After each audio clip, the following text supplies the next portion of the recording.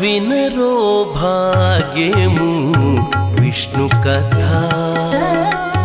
వినరో భాగ్యము విష్ణు కథ. శుభ్రంగా సంస్కృతం అంతా చదవడం, దాంతో ఉద్యోగం సంపాదించుకోవడం, అక్కడి నుంచి సంస్కృత శబ్దములని మేము ప్రయోగించము, సంస్కృతం అని మనకు అవసరం లేదు, సంస్కృతం అంతా అబద్ధం చెప్తోంది, ఇలా ప్రచారం చేసేవాళ్ళు. ఛందస్సు నేర్చుకుంటాడు, ఛందస్సు ఎవడికి ఉపయోగం అంటాడు, వాడు నేర్చుకున్నదే ఛందస్సు. వ్యాకరణంలో పట్టా పొందుతాడు, పొందినవాడు కాస్త వ్యాకరణం లేకుండా మాత్రం భాష ఉండదా ఏమిటి అని అంటాడు వాడు. ఛందస్సు నడ్డి విరగొడతాను ఇంకొకటి తయారవుతాడు. అంటే అర్థం ఏమిటి? ఏ శాస్త్రము చదివాడో ఆ శాస్త్రమునకు వ్యతిరేకంగా ఉంటాడు. శృతులందు, శుద్ధ సాధులందు, ధర్మ పదవియందు, తవిలి నాయందు, గోవులందు వాడు ఎన్నడలుగు నాడే నాశముందు. ఎప్పుడైతే వీటికి వ్యతిరేకంగా ఉంటాడో నాశనం అవుతాడు వాడు. అదే చెప్తున్నాడు ప్రహ్లాదుడు ఇక్కడ.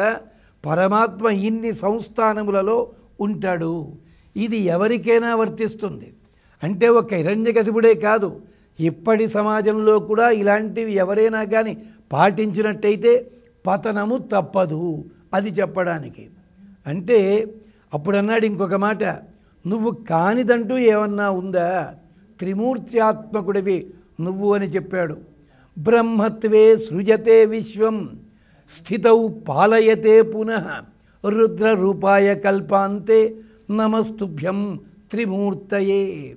3 రూపాలలో నిన్ను నీవు ఆవిష్కరింపజేసుకుంటావు. ఆయా రాజస తమో గుణములు సత్వగుణం కలిగిన వాళ్ళు ఆయా రూపములని ఆరాధన చేస్తారు. కానీ ఆ రూపములు వేరనే భావన కాక 3 రూపాలలో ఉండే రూపానివి నీవు మాత్రమే అని తెలుసుకుంటే విశేషము. తెలియని వాళ్ళు విష్ణునామాన్ని పలకరు, అలాగే మరొక నామాన్ని పలకరు. వాళ్ళ ఇష్టమైన శబ్దం అది కావచ్చుగాక. విష్ణు అన్న శబ్దం వచ్చినప్పుడు కూడా విష్ణు శబ్దాన్ని పలకని వాళ్ళు ఉంటారు. అలాగే సహస్రనామ స్తోత్రంలో స్వామికి శివ అని పేరుంది. ఆ పేరున్నంత మాత్రం చేత మేము ఈ వర్గము వాళ్ళం గనక ఈ శబ్దమును పలుకము అనడానికి వీల్లేదు. పెళ్ళిళ్ళలో కాశీయాత్ర అని ఉంటుంది, కానీ ఒక ప్రక్రియ లోపల కొంతమంది దీన్ని మార్చి శ్రీరంగయాత్ర అని మొదలుపెట్టారు, కొంతమంది శృంగేరి యాత్ర అని మొదలుపెట్టారు. ఎందుకు ఇదంతాను అంటే వాళ్ళు ఒక సాంప్రదాయం పాటిస్తుంటే ఆ పాటించిన సాంప్రదాయానికి పదాలు వ్యతిరేకమయ్యాయా? ఏమీ కాదు. కాశీయాత్ర అన్నదే ప్రధానమైనది. ఎంచేత బ్రహ్మచర్యంలో ఉన్నవాడు శాస్త్రాధ్యయనం చేసి ఒక సంవత్సరం కనీసము తన గోత్రము, తన పేరు, గురువు పేరు అన్నీ వదిలిపెట్టి ఎవడికి చెప్పకుండా కాశీనగరం వెళ్ళి అక్కడ పెద్ద పెద్ద పండితుల ఆశీర్వచనం పొందాలి. వాడు మాట్లాడే విధానాన్ని బట్టి వాడు ఏ శాస్త్రం చదివాడో తెలుసుకోవాలి. అది కాశీయాత్రలో ప్రధాన లక్ష్యము. అది కాస్త తర్వాత లాంఛనం కింద మారింది పెళ్ళిళ్ళలోనూ. ఇది జరిగింది. అంచేత పరమాత్మ రకరకాల రూపాల్లో రకరకాల పేర్లతో ఉంటాడు. ఎలాగా? బ్రహ్మత్వే సృజతే విశ్వం. ఆ పరమాత్మతత్వమే సృష్టి ప్రక్రియ సాగించాల్సి వస్తే బ్రహ్మరూపముగా అవతరిస్తుంది. స్థితౌ పాలయతే పునః. అదన పాలన చేయడం కోసం విష్ణువుగా, ఇంద్రునిగా ఆ రూపాన్ని ధరించాలి. రుద్ర రూపాయ కల్పాంతే. కల్పము చివరికి వెళ్ళాలంటే, నాశనము కావాలంటే రుద్ర రూపం ధరించాలి. ఇలాంటి దానికే చమత్కారమైన గాథ భాగవతంలో ఉంది. యాదవులంతా చివరికి మరణించాలి. అది ఏమవుతుంది? మొత్తము లయం కావాలి. లయం ఎవరి వల్ల అయ్యింది అంటే కృష్ణ పరమాత్మకి జాంబవతికి పుట్టిన కుర్రవాడు ఒకడున్నాడు. ఆ కుర్రవాడి వల్ల జరిగింది ప్రమాదం అంతాను. మరి ఆ కుర్రవాడు ఎవరి అంశ? ఈయన కైలాసయాత్ర చేస్తే పరమశివుల వారి యొక్క అంశతో పుట్టాడు కనుక ఆ పిల్లవాడి పేరు సాంబుడు. సాంబుడు చేసిన పిచ్చి పని వల్లే మొత్తము యాదవ కులమంతా లయమయ్యింది. మరి పరమాత్మకి తెలియదా? ఇదే యాదవ కులాన్ని రక్షించడం కోసమని చెప్పి రాత్రికి రాత్రి కూడా ద్వారకానగరం నిర్మింపజేసి మధురానగరంలో ఉన్న వాళ్ళంతా నిద్రలో ఉండగానే ద్వారకానగరానికి మార్చగలిగిన ఘటనా సమర్థుడికి సాంబుడి వల్ల జరిగే ప్రమాదాన్ని ఆపి యాదవ కులాన్ని రక్షించుకోవచ్చు కదా? కాదు, లయము కావాల్సిందే. అంచేత రుద్రరూప సంబంధమైన ఆ రూపం చేత లయం చేయించాడు. రుద్రరూప సంబంధమైన రూపం చేత లయం చేయించాడు. అది ఎక్కడున్న విశేషం. అందుకని రుద్ర రూపాయ కల్పాంతే నమస్తుభ్యం త్రిమూర్తయే, ఓ త్రిమూర్తి రూపమా నీకు నమస్కారం అంటున్నాడు. అంతేనా? 3 రూపాలు స్థూలముగా కనిపిస్తున్నావు, కొంచెం కిందకి దిగి వద్దాం, మిగిలిన రూపాలు నీవే. ఈ స్తోత్రమంతా ఎందుకు 23 శ్లోకాలు చెప్పుకుంటే ఒక్కొక్క శ్లోకానికి కనీసం గంటైనా పట్టే ప్రమాదం ఉంటుంది కనుక కొన్ని శ్లోకాలే మనం చెప్పుకుంటున్నాం. ఇది ప్రహ్లాద స్తుతి అంటే భగవంతుని స్తోత్రము. దీనివల్ల మనకి జరిగేది ఏమిటి అంటే అఘటన ఘటనా సామర్థ్యము, కార్యసిద్ధి, మనశ్శోధన జరుగుతుంది అంటున్నాడు అక్కడ. దేవాః యక్షాః సురాః సిద్ధాః నాగా గంధర్వ కిన్నరాః భూమి ఆపో అగ్నిః నభో వాయుః ఆకాశః శబ్దస్పర్శ రూపరస గంధాదయః. అసలు భగవంతుడు లేని స్థానం అంటూ ఏమీ లేదు సుమా.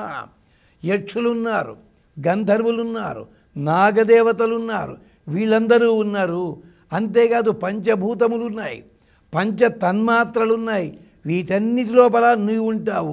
రూపం గంధ మనః బుద్ధి ఆత్మ కాల తథా గుణ ఏ తేషాం పరమార్థశ్చ సర్వమేతత్ త్వమచ్యుత.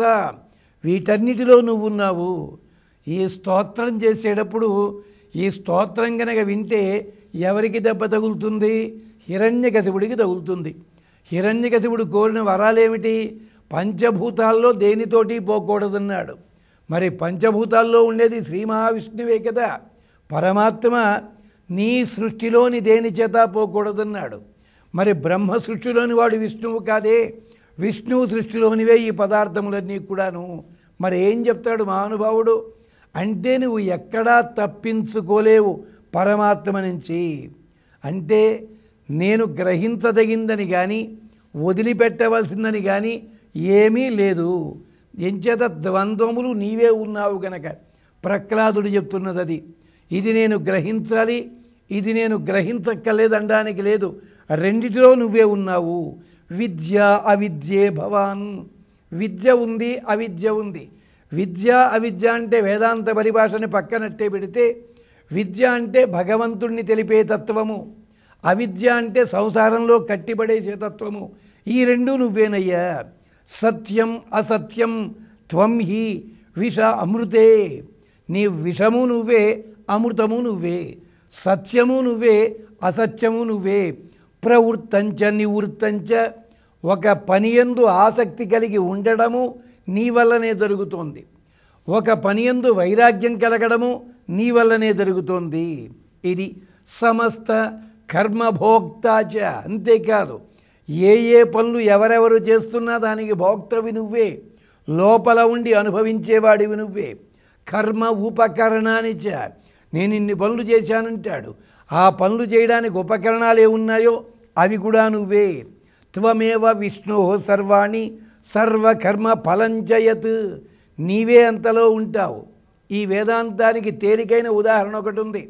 అర్జునుడు నేను ఇంతమంది అక్షౌహిణి సైన్యాన్ని నాశనం చేశాను అన్నాడు. ఎలా నాశనం చేశావు చిట్టి తండ్రి అంటే గాంధీవంతో.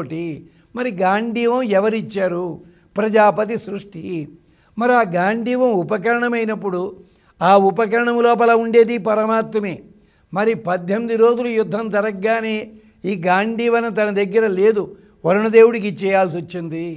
అంటే వస్తువు లోపల ఉండేది పరమాత్మే, వస్తువు నీకు ఇచ్చేది పరమాత్మే, వస్తువు చేత పని సాధింపజేసేది పరమాత్మే, పని వల్ల ఫలితాన్ని కూడా ఆతడే పొందుతున్నాడు. అంటే పరోక్షంగా హిరణ్యకశిపుణ్ణే జ్ఞాపకం చేసుకుని ఈ స్తోత్రం చేస్తున్నాడు. త్వాం యోగినః చింతయంతి త్వాం యజంతి చ యాజకాః. నీవు యోగీశ్వరులందరికీ చింతించే స్వరూపానివి నువ్వే. లేదయ్యా మాకు చింతన కాదు, తపస్సు లేదు, యాగములు చేస్తావంటే హవ్య కవ్యములు నువ్వే పొందుతావు. నీకున్న విశేషం అది. అంచేత స్వామి సకల ప్రపంచము నువ్వే. హవ్య కవ్య భుక్ ఏకత్వం పితృదేవ స్వరూప ధృత్. హవ్యము దేవతల రూపంలో, కవ్యము పితృదేవతల రూపంలో నీవే తీసుకుంటావయ్యా. అంటే హిరణ్యకశిపుడు ఈ హవ్యకవ్యములు రెండూ భుజించాడు. అంటే తనది కాని వస్తువుని తనదిగా స్వీకరించాడు హిరణ్యకశిపుడు. ఈ ప్రార్థన ప్రహ్లాదుడు చేయడంలో ఉద్దేశం ఏమిటి? ఆ తప్పులు చేసిన వాడు నా తండ్రి, అతన్ని క్షమించవయ్యా అని ప్రత్యక్షముగా కాకుండా పరోక్షముగా అడుగుతున్నాడు అనమాట. నమో వాసుదేవాయ తస్మై భగవతే సదా వ్యతిరిక్తం న స్యాస్తి న యస్యాస్తి వ్యతిరిక్తో అఖిలప్యయ. అసలు పరమాత్మ లేని వస్తువు లేదు, పరమాత్మ లేకుండా వస్తువు లేదు. ఇది ప్రహ్లాదుడు చెప్తున్నమాట. నమో వాసుదేవాయ, నమో వాసుదేవాయ తస్మై భగవతే సదా వ్యతిరిక్తం నయస్యాస్తి వ్యతిరిక్తో అఖిలప్యయ. నీవు లేనిదే పరమాత్మ, పరమాత్మ లేనిదే వస్తువు లేదు. పరమాత్మ లేకుండా వస్తువు ఎలా ఉండదో ఈ వస్తుతత్వము లేకుండా పరమాత్మ మనకి దర్శనం ఇవ్వడు. మరిన్ని విశేషాలతో ప్రహ్లాద స్తోత్రాన్ని మళ్ళీ జ్ఞాపకం చేసుకుందాం. అంతవరకు స్వస్తి.